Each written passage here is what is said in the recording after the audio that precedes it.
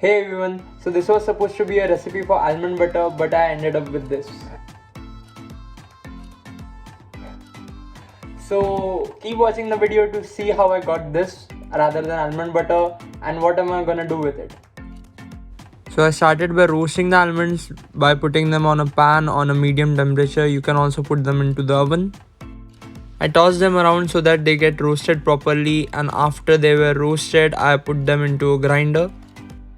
Till this point every step was going good, but the point where I mess up is gonna be further in the video, so keep watching. Okay, so I'll start with problem number 1. The thing is, I put in too much almonds into the grinder. I put in almost 500 grams and my grinder wasn't strong enough to grind all of them. But still things were going fine. The almonds on the bottom half got grinded properly. But still it was giving me a problem to mix them properly and make it smoother, so I removed the top layer of the almonds from the jar. After that I gave everything a good mix again so that the remaining almonds can be grinded properly. After that I turned on the grinder and I let them grind for some more time. After almost 2 to 3 minutes I got this chunky almond butter which had chunks of almond in it. You can use the almond butter like this if you like the chunky texture of the almond butter. But I like mine more smoother, so I decided to grind them some more. Again, after 2 to 3 minutes of grinding, I could finally see the almond butter getting prepared and it had a really smooth texture. At this point the almond butter was ready and I should have just removed it. If you are making almond butter, just add a pinch of salt and some sugar for sweetness and your almond butter will be ready. But here I put in the almonds I didn't put in before, and I decided to mix them with it and grind them some more.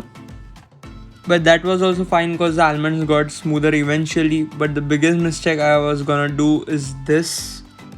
To increase the amount of protein and make the almond butter more chocolatey, I decided to put in my chocolate protein powder, and that to 2 scoops.